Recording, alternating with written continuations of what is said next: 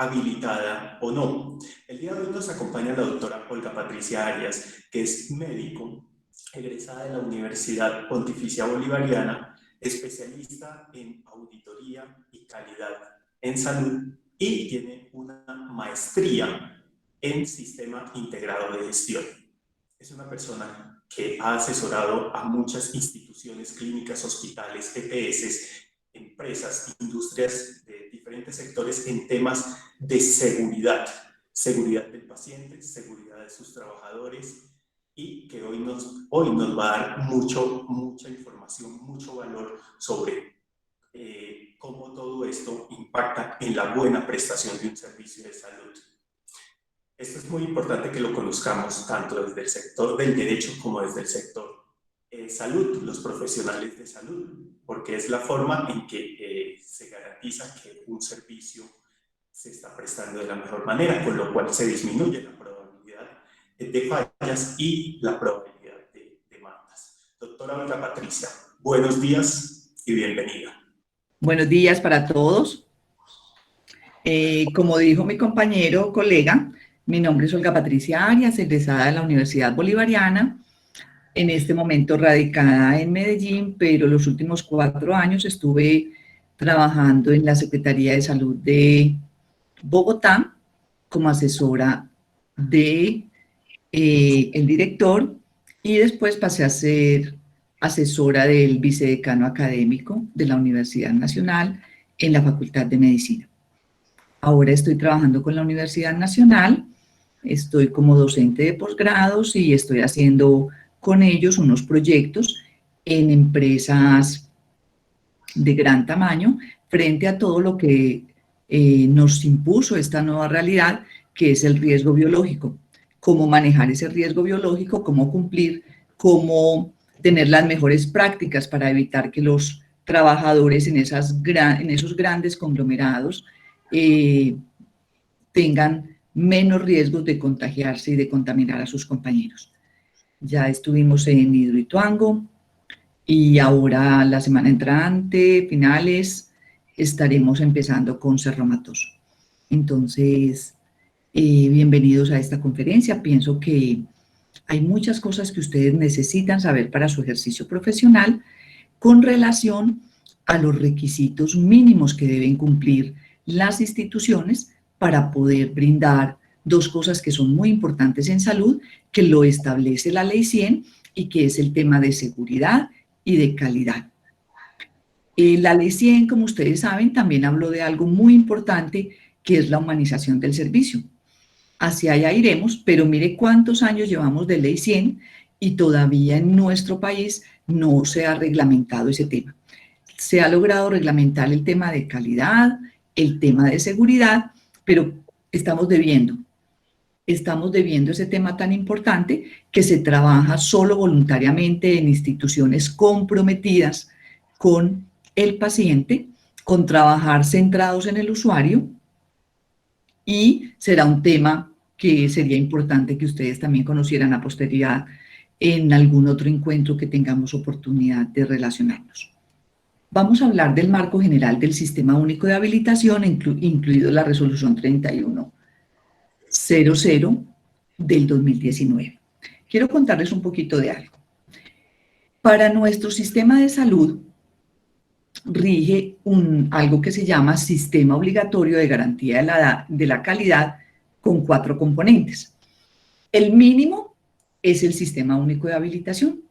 El máximo, el de mayor calidad, el que es voluntario, es el Sistema Único de Acreditación. Ustedes habrán escuchado que algunas instituciones muy sobresalientes en el país están acreditadas, o cuando llegan a una institución ven el logo de que están acreditadas.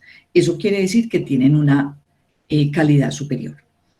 Pero el Sistema Único de Habilitación es un sistema de ingreso, o sea, es la puerta de ingreso al sistema. Si usted no está habilitado, no puede prestar servicios de salud. Además, no puede facturarle a las instituciones. Casi que dijéramos que si usted no está habilitado, está haciendo o está prestando un servicio por fuera de la ley. Ahí sería la primera condición que ustedes tendrían que verificar. si esa institución está siendo habilitada o fue habilitada, tiene su sello, ese sello por obligación tiene que estar legible, visible, cerca al lugar donde se va a prestar. Y lo que se habilitan son los servicios. O sea que si usted va para un servicio de radiología, el sello debe estar cerca al servicio de radiología diciendo que ese servicio cumple las condiciones mínimas para que usted pueda prestar servicios de salud sin brindarle riesgos o disminuyendo los riesgos al usuario, porque realmente los riesgos dependen de muchas cosas y no podríamos decir que vamos a eliminar el riesgo. Ustedes saben que para uno eliminar el riesgo tendría que eliminar la fuente, es decir, si tomarle una radiografía a usted me implica riesgos, para eliminar el riesgo tendría que dejarle de tomar radiografías o no tener radiografías, y ustedes saben que eso es imposible. Bueno, entonces vamos a mirar que esta normatividad tiene unos estándares. Y esos estándares son 7, aquí tengo 6 porque el otro es interdependencia de servicios, después se los cuento. Tienen su propia normatividad, o sea, además de cumplir con esta norma, que es la resolución 3100, que salió el 25 de noviembre del año pasado, que la publicaron el 26 de noviembre, que está vigente desde ese momento. Tiene unos requisitos mínimos a nivel de ¿qué? A nivel del talento humano, a nivel de infraestructura, a nivel de dotación, a nivel de medicamentos, dispositivos médicos e insumos, a nivel de procesos prioritarios, que los procesos prioritarios son realmente los procesos misionales, o sea, lo que hace cada institución, los servicios que presta cada institución y en sus diferentes modalidades. El otro estándar es historia clínica y registros, y el último es interdependencia. ¿Qué es eso de interdependencia? Interdependencia es que para yo prestar un servicio, en ocasiones la ley me exige otros. Por ejemplo, si yo tengo una institución en un pueblo de primer nivel, de muy bajo nivel, por interdependencia de servicios, pues yo tengo que tener un transporte especial de pacientes que me permita en un determinado momento salir con la persona hacia otro lugar porque no tengo la capacidad de resolverle su situación. ¿Qué es importante y por qué es importante esta primera diapositiva?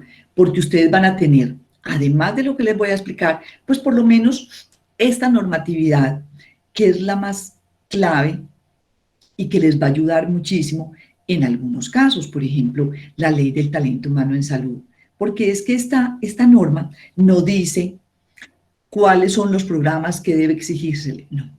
Esta norma dice que el talento humano en salud, cuando trabaja en una institución, debe cumplir unas características. Ya las características del programa las define el Ministerio de Educación Nacional, las universidades, y eso ya es otro paseo. Lo que sí necesitamos saber, y ustedes con mayor veras, si el talento humano que está trabajando en esa institución, que atendió a su paciente, que intervino en ese procedimiento, tenía las competencias, las certificaciones, la experiencia, la formación para poder ejercer y hacer en ese momento lo que estaba haciendo y el tema que a usted le interesa. Si hablamos de infraestructura, entonces, si hay un caso que ustedes están llevando en el que la infraestructura tiene que ver algo, por ejemplo, una paciente que se cae de la cama y en esa caída se fractura una cadera, usted tendría que revisar las condiciones de infraestructura o conseguir a alguien que sepa de infraestructura y poder mirar si esa habitación sí cumplía con las condiciones de infraestructura. Eso es muy importante porque si usted en medio de su caso podría demostrar que la infraestructura del baño no es apta para ese tipo de pacientes, no es apta para un niño, no es apta para un adulto, no cumple con los requisitos mínimos. Con la dotación. Cuando hablamos nosotros de dotación, en salud hablamos de equipos médicos. ¿Qué son los equipos médicos? Los equipos médicos son dispositivos médicos, pero de una complejidad mayor, porque tienen a su vez componentes electrónicos, eléctricos, pueden tener un software, pueden tener hidráulica, mecánica. Bueno, entonces, en medicamentos y dispositivos médicos, pues tenemos también unas condiciones específicas muy claras que ustedes pueden y que deben conocer acerca de cómo todo el proceso de medicamentos, desde la selección del medicamento, tiene que ver. Usted, ¿qué proveedor selecciona? ¿Qué marca selecciona? ¿Cómo traen ese medicamento hasta su institución? ¿Cómo lo almacenan? ¿Cómo lo rotulan? ¿Cómo lo escogen? ¿Cómo lo llevan hasta la habitación? ¿Cómo se lo aplican? En procesos prioritarios nos habla de todas las labores o todos los servicios que prestamos en la institución, o ya sea una guía, un procedimiento, un protocolo, un derrotero, para que todo lo hagamos como es. Bueno, frente a esos procesos prioritarios, pues tendríamos que mirar si el procedimiento que usted tiene en estudio, si cumplió con la guía metodológica o con lo que está establecido, con el procedimiento. Ahí tendrían ustedes mucho material para revisar, siempre en compañía de un médico que definitivamente es quien les va a aportar si hubo realmente una secuencia lógica. Y en la historia clínica, como el elemento probatorio mayor, pues necesitamos realmente reconocer cuáles son las condiciones exigibles. Entonces, en esa resolución, para que la tengan presente, hablan cómo las personas víctimas de crímenes o de lesiones de víctimas de la violencia, se duplica el tiempo, o sea que ya serían 30. Y si son relacionados con crímenes de lesa humanidad, son historias clínicas que nunca se deben votar, o sea, que siempre tienen que permanecer. Entonces, ahí hay un elemento importante que ustedes deben conocer, por lo menos que tengan esa resolución ahí claramente definida, porque algún día tendrán la duda de cuánto es que se tiene que guardar una historia clínica. Pues bueno, esta persona fue víctima de violencia, fue víctima del conflicto armado, tengo que saber cuánto es que se tiene que guardar, o no, esta persona está incluida en un hecho que fue catalogado como un acto de lesa humanidad, entonces es importante que lo tengan. Y la última que salió este año, la Ley 2015, que nos habla de la historia clínica electrónica unificada, que también es un tema interesante para que ustedes después revisen ese tema, porque ese tema va a generar algunas apreciaciones importantes. Este es más o menos el recorrido, no les voy a hablar de lo que ha pasado con este tema del Sistema Único de Habilitación. Les recuerdo solamente que esta la tenemos desde noviembre del año pasado. La presente resolución tiene por objeto definir los procedimientos, condiciones de inscripción, porque es que para usted existir en nuestro sistema no puede montar solamente la clínica, usted la tiene que montar, pero la debe inscribir. Se tiene que inscribir como prestador de servicios y tiene que habilitar los servicios. Esa parte es importante. No es que yo tuve o tengo mucha plata, monté una clínica, invertí muchísimos millones y la pongo a funcionar mañana. Cada uno de estos sistemas son regidos desde las direcciones departamentales de salud o desde las direcciones distritales de salud. ¿A quién les obliga? A las instituciones prestadoras de servicios de salud, al profesional independiente que trabaja en su consultorio, a los que transportan pacientes. Hay una figura en nuestro sistema que no sé si la conocen, que se llama entidad con objeto social diferente a la prestación de servicios de salud. ¿Cómo así? Pues voy a decirles con un ejemplo, no podemos ahondar en este corto tiempo en eso, pero son aquellas instituciones como la universidad que presta servicios de salud, pero no los vende. Es para su población intrauniversitaria. Al frente de la universidad alguien está enfermo, un vecino, no puede venir a consultar a la universidad. Entonces eso se llaman entidades con objeto social diferente a la prestación de servicios de salud. También le obliga a las entidades departamentales, distritales de salud, como les decía, a las entidades responsables de pago, que son las EPS, las empresas de medicina prepagada, las entidades adaptadas y a la Superintendencia Nacional de Salud. Esos dos últimos que están en rojo es porque fueron incluidos recientemente en esta normatividad. Antes no tenían ninguna obligación. La presente resolución, como les digo, no define usted qué puede hacer en su institución. Define si usted va a prestar ese servicio, cuáles son las condiciones mínimas que tiene que cumplir. No establece las competencias para el talento humano. Yo les dije que la Ley 1164 del 2007 es la que las establece. Lo que sí establece es, en determinados servicios, qué tipo de formación adicional a su educación formal debe tener para prestar ciertos servicios. Esto es muy importante para ustedes, entidades exceptuadas de cumplir esta resolución. Los servicios de salud que se presten intramuralmente en los establecimientos carcelarios y penitenciarios y entidades que presten servicios de salud pertenecientes a los regímenes de excepción. ¿Cuáles son los regímenes de excepción en nuestro país? Pues está la policía, están las fuerzas militares y la Ley 100 establece también que Ecopetrol, o sea que a ellos no los toca, aunque les cuento que tanto la policía como el ejército, entonces estábamos hablando lo de la voy a poner en presentación completa, las entidades exceptuadas de cumplir con esa resolución, ya las enunciamos, y les estaba diciendo que todo lo que es las fuerzas militares y la policía sí se han integrado al sistema porque es la única forma que ellos tienen de vender servicios a terceros. O sea, el que no esté habilitado no puede vender servicios. Y si los vende, cobra por ellos, está haciéndolo en una forma fraudulenta. Y eso pasa mucho en las clínicas de estética que no son manejados por personal idóneo, sino que son médicos o no son médicos. Entonces ellos saben, médicos que no tienen las certificaciones de cirugía plástica o personal no médico que hace cirugía plástica.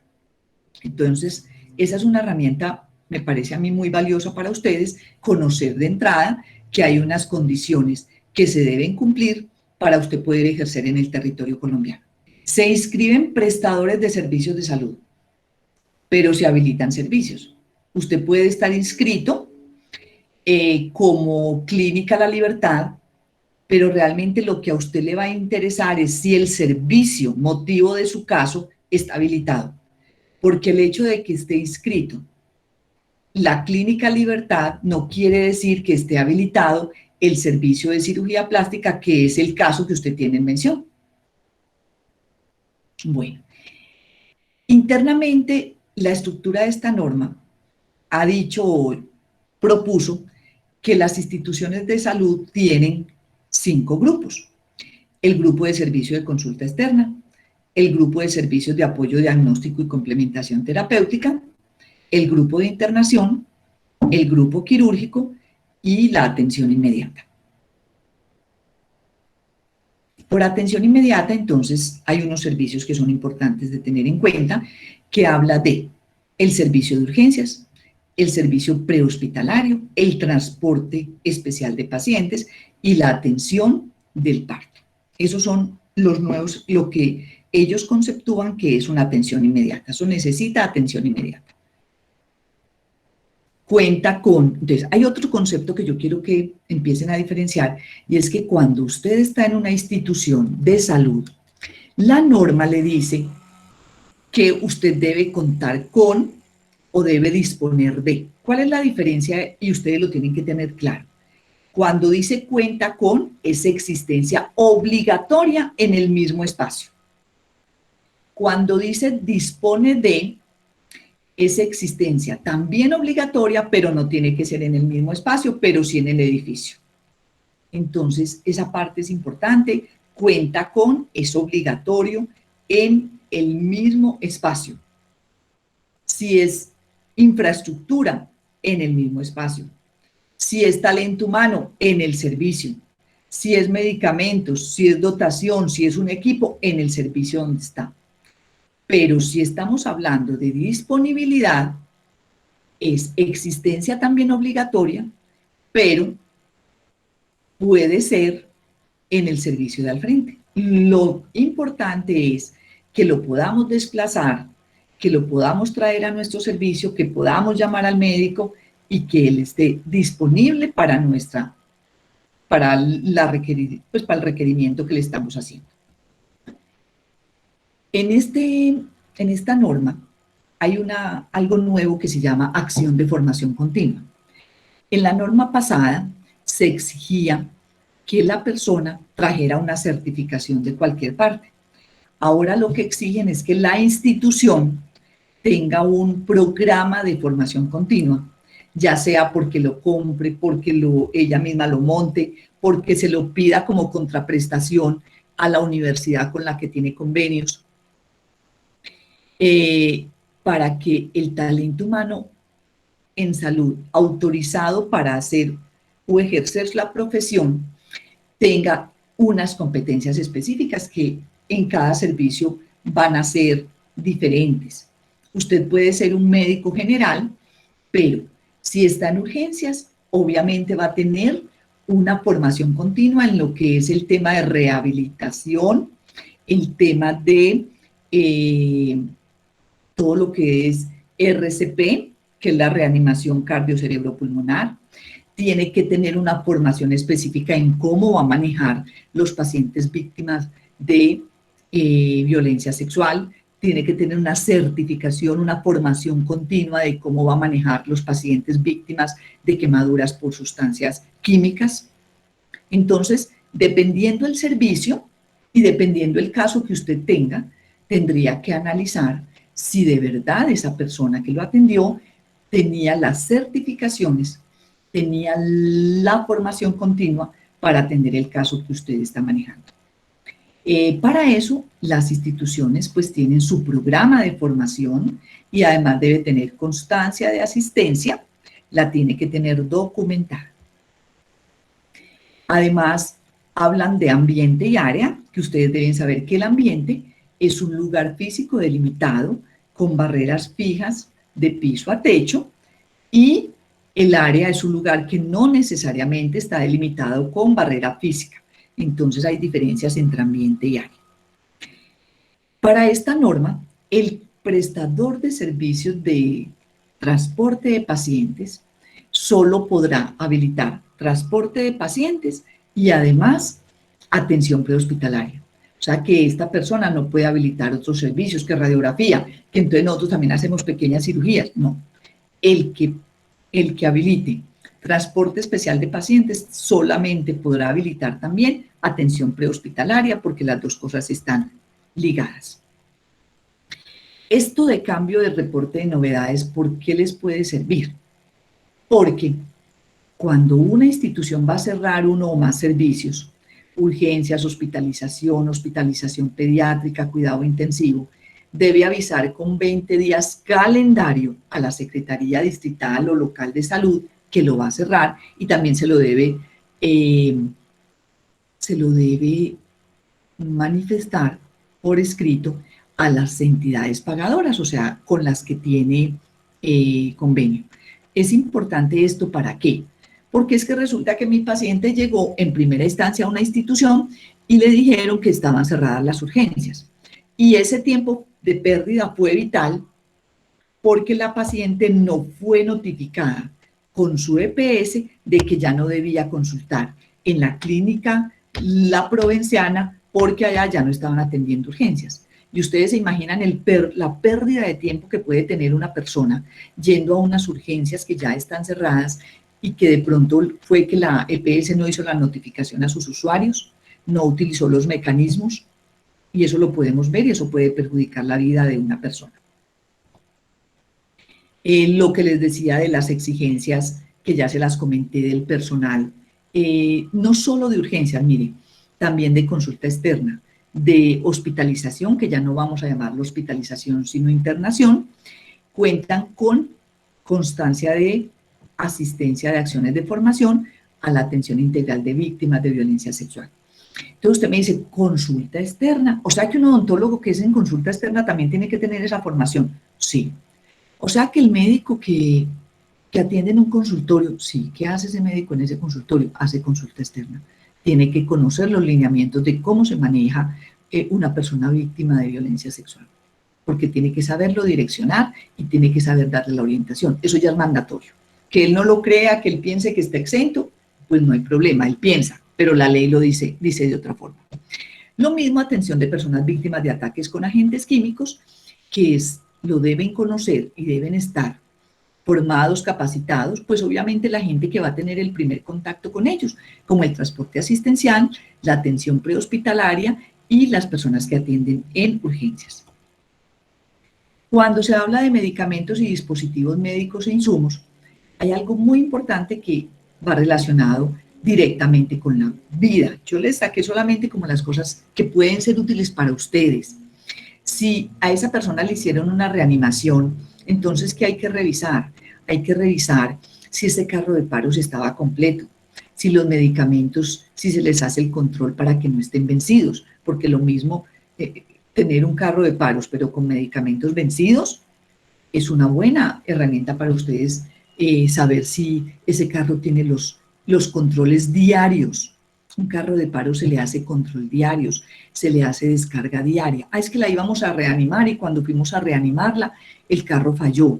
Venga, muéstreme, ese día por la mañana hicieron la prueba para saber si estaba funcionando correctamente. No. Y el día anterior por la mañana, no. Usted ya tiene una prueba. Ese carro de paro no se le está haciendo el seguimiento obligatorio diario que se debe establecer. Entonces, ese carro de paros no solamente es ese carrito que está ahí, por dentro tiene unas condiciones que son obligatorias, unos equipos obligatorios dependiendo si estamos atendiendo a población adulta o población infantil. Tiene que tener unos medicamentos acordes con las patologías que manejo en el servicio, acorde con el tipo de personas que van a mi institución. Tiene que tener un documento que dice cómo se hace la reanimación. Tiene que estar en el plan de capacitaciones, la formación continua en ese tipo de actividad, porque es que es una actividad vital en una institución. ¿Qué también exigen las instituciones que tienen servicio de transporte asistencial, que tienen atención prehospitalaria y que tienen urgencias? Tienen que tener un kit, que ese kit tiene que tener todo lo relacionado para manejar o atender pacientes víctimas de ataques con agentes químicos.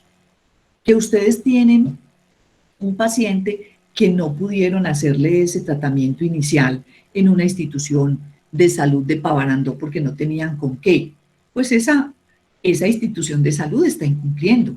Esa institución de salud no tiene ese kit, que es una obligación. Hay otra cosa que ustedes deben conocer, y es que toda institución de salud necesita cumplir con unas prácticas seguras que son obligatorias. Y son obligatorias y son 11. ¿Que las 11 las tengo que cumplir? No, dependiendo de los servicios que yo presto, pero son 11. O sea que todas las instituciones que son grandes tienen que cumplir mínimo 11, pero realmente el ministerio nos tiene como 30. Y cada vez en el mundo se establecen unas condiciones comprobadas de cómo disminuir la probabilidad de que a usted le pase un evento no esperado en una institución de salud. ¿Cuáles son esas para nuestro país? Asegurar la correcta identificación del paciente en los procesos asistenciales.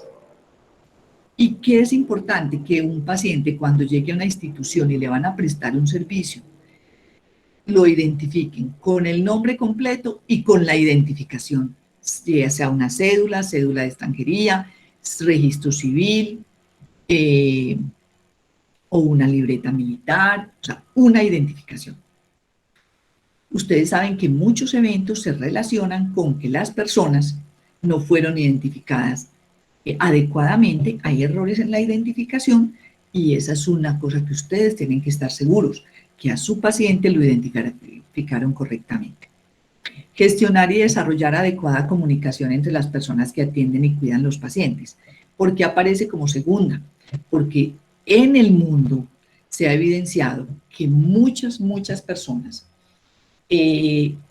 tienen o sufren eventos que no son los esperados en un proceso de atención porque el equipo que trabaja en la institución no se comunica bien entre ellos y no lo hacen bien con los pacientes. Detectar, prevenir y reducir infecciones asociadas con la atención en salud. Ustedes van a tener muchos casos en los que las personas se infectan en las instituciones hospitalarias. Ahí tienen que recabar mucha información, mucha literatura a nivel mundial para saber los límites permitidos de gérmenes que viven en las instituciones hospitalarias, porque hay gérmenes en las instituciones hospitalarias que si estuviéramos hablando de poder eliminarlos, tendríamos que quemar el quirófano. Entonces, como eso ya de toda manera la literatura lo tiene claro, hay unos límites permitidos. Detectar, analizar y gestionar eventos adversos. Recuerden que los eventos adversos son todos aquellos eventos que se hicieron o se produjeron en un proceso asistencial sin la intención del equipo que lo atendió. Ningún profesional se levanta por la mañana, se mira al espejo y dice, hoy voy a aplicar 3 inyecciones mal. Eso no lo hace un profesional. Profesional o no profesional, un equipo de salud no hace eso. Entonces, tenemos que partir de que son eventos que se producen sin intención, porque cuando ya tienen intención, ustedes saben cómo se clasifica, que no estaban contemplados, pero que sí se relacionan con procedimientos que no se hicieron debidamente, o sea, con fallas en la atención. Garantizar la funcionalidad del procedimiento de consentimiento informado. Ahí tienen ustedes otro elemento. Consentimiento informado pasa a ser una obligatoriedad en cada una de las instituciones de salud, con unas implicaciones básicas. Todo consentimiento informado en una institución de salud tiene que tener claramente definido cuáles son los riesgos, cuáles son las alternativas terapéuticas, cuáles son las implicaciones de ese procedimiento. ¿Cómo así que implicaciones? A usted le tienen que definir que con esa cirugía usted puede quedar con un cambio de voz. A usted le tienen que decir antes de esa cirugía que usted va a quedar con una cicatriz tan grande que no se va a poder seguir poniendo un vestido de baño de 2 piezas, para que la niña después no demande porque no puede ponerse un vestido de baño de 2 piezas, como ha pasado y como hay casos en nuestro país de demandas de ese tipo. Mejorar la seguridad en la utilización de los medicamentos. Hay todas unas prácticas que nos dicen cómo podemos ser seguros en la utilización de los medicamentos en nuestra institución y las instituciones tienen que seguirlos. Prevenir la frecuencia de caídas, que fue un ejemplo que les puse ahora. Garantizar la atención segura de la gestante y del recién nacido, donde atiende. Señor, por favor, me disculpa que me tengo que salir de conferencia porque si lo hace me está descargando, por favor. Listo. Garantizar la atención segura de la gestante y del recién nacido. Ustedes saben que son de gran valor, que cada vez que se muere una gestante o un recién nacido, estamos disminuyendo las probabilidades de acercarnos a los objetivos del milenio, que habla más de la pobreza de nuestro país. Prevenir complicaciones asociadas a disponibilidad y manejo de sangre. Eso es otro ítem muy importante, que ocurre, por fortuna, no con mucha frecuencia, pero cuando ocurre casi siempre es mortal. Problemas con las transfusiones. Prevenir úlceras por presión en los servicios donde aplique. Las personas pueden hacer una úlcera por presión cuando no la movilizan después de 6 horas. Entonces es importante tener ese conocimiento. Mejorar la seguridad en los procedimientos quirúrgicos. ¿Cuántas personas en nuestro país han operado del talón o de la rodilla o de la mano que no es? Y actividades donde se ilustra al paciente y sus allegados en el autocuidado de su seguridad. O sea que el proceso de seguridad en una institución no solo es del personal que trabaja en la institución, sino que hay que comprometer a la persona que está enferma y a sus allegados. Entonces ahí están las prácticas que ustedes deben saber que existen. Como les repito, son 11, ahí están claramente definidas. Frente a todo el tema de violencia, es necesario que se tenga un documento de cómo se va a manejar las víctimas de violencia social y que se tenga un equipo para poder darle respuesta a este tipo de pacientes que ustedes saben que cada vez son más y que con la pandemia aumentaron de una forma exorbitante porque las personas están confinadas con el agresor. En el tema de interdependencia, lo que les decía yo, es cuando el servicio es interdependiente quiere decir que yo no puedo tener un servicio de hospitalización si no le ofrezco a la persona alimentación. Yo no puedo tener un servicio de urgencias si no le ofrezco laboratorio, si no le ofrezco ayudas diagnósticas, imágenes diagnósticas. Entonces, cuando el servicio de interdependencia no es mío, sino que es contratado con un tercero, esta norma exige que haya un documento formal entre las partes, donde claramente se defina muy bien cuáles son los productos que usted me va a prestar y cuál es la calidad en la que me los va a prestar, o sea, unos requisitos para la prestación de esos servicios y productos. Un procedimiento documentado donde diga cómo hace usted esos servicios. O sea, le voy a exigir que usted esté claramente organizado y definido de cómo usted toma esa radiografía, cómo usted toma esas muestras de laboratorio. Y tengo que hacer supervisión al menos una vez al año y eso lo tengo que tener documentado. Eso es importante también cuando ustedes logran definir en una demanda o en un proceso que uno de los servicios que más implicación tuvo, ustedes pensaban que era de la clínica, pero resulta que no era de la clínica, sino que es una contratación con un tercero. O sea que ahí hay implicado otra persona que no es la clínica Arrayanes, sino que es el tercero, que es el Laboratorio Médico Las Américas, que está en la clínica, al interior de la clínica, le presta servicios a la clínica. Para usted es transparente porque usted no sabe que se llama Laboratorio Las Américas, pero que ahí para usted como abogado es una implicación importante porque sería un tercero el que también estaría ahí implicado. ¿Quién hace la vigilancia, inspección y control de que esto se dé en nuestro país? Pues la Supersalud y las secretarías, ya sea departamentales o distritales cuando es un distrito. Importante, ¿cómo se llama el programa donde vamos a encontrar cuáles son los que están inscritos? O sea, ¿dónde vamos a meternos y dónde vamos a saber? En las páginas de las secretarías distritales y departamentales de salud hay un icono que se llama REPS, Registro Especial de Prestadores de Servicios de Salud. Y ahí es donde las instituciones deben estar registradas y los servicios deben estar habilitados. O sea que es otro mecanismo que ustedes tienen para verificar si el caso donde le hicieron a su paciente, la institución donde le hicieron a su paciente esa cirugía, es o no legítimo o es una institución que está fuera de la legalidad. Cuando usted tiene un prestador que está dentro de otro prestador, como les di el ejemplo de ese Laboratorio Las Américas, incluido en una clínica que se llama Los Arrayanes, por ejemplo, debe ser habilitado. O Los Arrayanes como clínica habilita también el laboratorio, o el laboratorio se habilita solito, pero no se puede habilitar los dos al mismo tiempo. ¿Qué es importante? Que quien esté habilitado, quien habilite el servicio, se compromete y es el responsable del cumplimiento y mantenimiento de todas las condiciones que son las mínimas para brindar calidad y brindar seguridad. Entonces ahí es muy importante conocer esa exigencia, conocer que la inscripción inicial, cuando usted se va a inscribir por primera vez, porque apenas va a empezar a prestar servicios, la vigencia es cada 4 años. Antes de que termine ese 4º año, usted debe hacer una autoevaluación, debe volver a inscribirse en el REPS del departamento o del distrito para que se le renueve. Cuando ya se renovó, las renovaciones se hacen anualmente.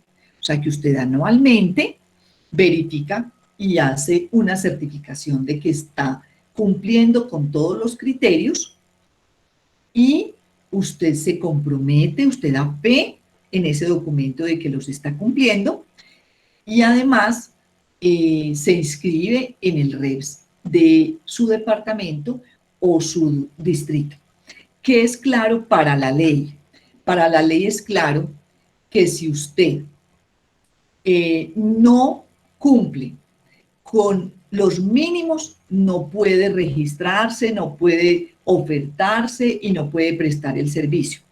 ¿Por qué pongo yo eso de jajaja? Sí, ¿cómo no? Porque sabemos que eso no es verdad. Las instituciones, como es un sistema en línea o es un sistema de ir a llevar esa documentación, va y lleva documentación de que tiene unos servicios con una infraestructura tipo Hilton, y usted cuando va y pasa por esa institución es un garaje. Entonces ahí es importante conocer que realmente la ley dice que si usted no cumple, no debe ofertar, no debe prestar, no debe registrar. Lo que pasa es que en nuestro país eso no se da. Otro tema que quiero que conozcan es cuando usted se inactiva. ¿Cómo así? Yo me inscribo y me puedo inactivar. Sí, señor. A usted se inactiva cuando usted antes de finalizar el año no realiza la autoevaluación, o sea, no vuelve y se matricula. Cuando usted le ponen una medida de seguridad y pasó un año y no se la han levantado, o sea, fueron, lo revisaron, vieron que no cumplió, le dijeron que hiciera la tarea, usted no la hizo, pasó un año, y si usted en ese año lo dejó pasar, usted sale del ramillete, o sea, sale del REPS. Entonces también es importante saber si está en activo. Si una IPS desea inscribirse nuevamente y habilitar servicios, debe tener, ya si no le van a creer, ahora sí va a requerir visita. ¿Por qué? Porque ya saben que usted es susceptible de no cumplir o tienen sospechas. Hay unas instituciones que por la importancia no se pueden inscribir solo con papelitos. Tienen que tener una verificación previa. ¿Cuál es el problema de esta verificación previa? Que las instituciones que hacen esa vigilancia, inspección y control no tienen tanto recurso humano, tanto talento humano para ir a hacerlo prontamente, y usted podría demorarse 6 meses para empezar a hacerlo, a prestar servicios. Y como sin visita previa estos servicios no se pueden prestar, entonces miren los servicios que usted no puede prestar si no lo visitan antes, si no lo autorizan antes. Servicios de oncología, servicios de urgencias, servicios de atención de parto, transporte asistencial y todos los servicios de alta complejidad. La pregunta es, ¿entonces yo monto eso y 6 meses esperando que me visiten? Sí, señor. Si usted no cumple, no los puede prestar. Si tengo una IPS, ¿qué es una IPS? Es una institución prestadora de servicios de salud. Una institución que no es un profesional independiente, sino que es una institución con muchos profesionales independientes, muchos auxiliares, muchas personas, muchos servicios. Antes de empezar a funcionar, también debe tener visita previa. Otros que necesitan visita previa es cuando yo tengo ya una institución que está marchando full, pero es de baja complejidad o mediana complejidad y la quiero pasar a alta complejidad. Puedo seguir prestando servicios de baja o de mediana, pero solo puedo prestar servicios de alta complejidad cuando vengan, me visiten y me den el chulito para poderlo hacer y me den los certificados. Importante que el prestador de servicios de salud podrá cerrar temporalmente un servicio y eso es una novedad, la tiene que notificar. Ese cierre temporal de servicios no puede ser por más de un año, porque si es más de un año, o sea, sale del REP, sale del ramillete de prestadores. Tiene que, antes de un año, volverlo a reactivar. ¿A quiénes les hacen visita de reactivación? O sea, los visitan antes de que pueda volver a empezar a prestar servicios. A urgencias, a servicio de transporte de pacientes, a atención del parto, a servicios de alta complejidad y a servicios oncológicos. Ustedes como yo estarán totalmente de acuerdo que desde mi mirada de paciente, sí es absolutamente entendible que estas personas solo puedan prestar servicios de salud cuando les hayan dado una mirada a que estén cumpliendo con lo mínimo para prestar esos servicios de salud. Uno de los avances de esta norma son las novedades que se pueden hacer en línea. Les había dicho que novedades eran todos los cambios que yo voy a hacer. Entonces, esas novedades en línea, yo se las dije ahí porque ya puedo montarme, puedo ingresar a la página, montar la novedad y ya quedo con la novedad que debo notificar. ¿Cuáles se pueden hacer en línea? Porque no todas se pueden hacer en línea. El cambio de datos de contacto, que cambiamos el teléfono de nuestra institución, lo puedo hacer por ahí, reactivación de un servicio, apertura de una modalidad, cierre de una modalidad, cambio de horario, traslado de un servicio, apertura y cierre de camas. Y es que antes en la apertura y cierre de camas teníamos que irnos a hacer todo un papel. Sí, señora, pero ahora lo podemos hacer desde nuestro sistema. Apertura y cierre de salas, apertura y cierre de camillas de observación, apertura y cierre de ambulancias, apertura y cierre de sillas, apertura y cierre de unidades móviles y apertura y cierre de consultorios. Estas son las únicas que se pueden hacer en línea. Entonces, es importante que a la mano lo podamos tener. Bueno, yo pienso que estuvimos en el tiempo, tuve que agilizar un poquito por las interrupciones al final. Cuéntame, Aníbal. Doctora Olga Patricia, muchísimas gracias por la presentación. Esto ayuda mucho a todo el tema de quienes trabajan como profesionales de salud y también a los diferentes profesionales de derecho que llevan casos, bien sea desde la defensa o desde la parte demandante en casos de presunta falla en la prestación de salud. Esto es muy importante. Uno ve muchas cosas que a veces le quedan que no se exploran por ninguna de las partes. A veces uno ve instituciones muy grandes, muy prestigiosas, que en ningún momento muestran todo eso que tienen dentro de los procesos judiciales, ¿ya? O los profesionales de salud no informan sobre algunas particularidades. Listo, doctora, muchísimas gracias. Muchas gracias a los asistentes por haber sacado este tiempo para escuchar de este tema tan importante. Muchas gracias y feliz día.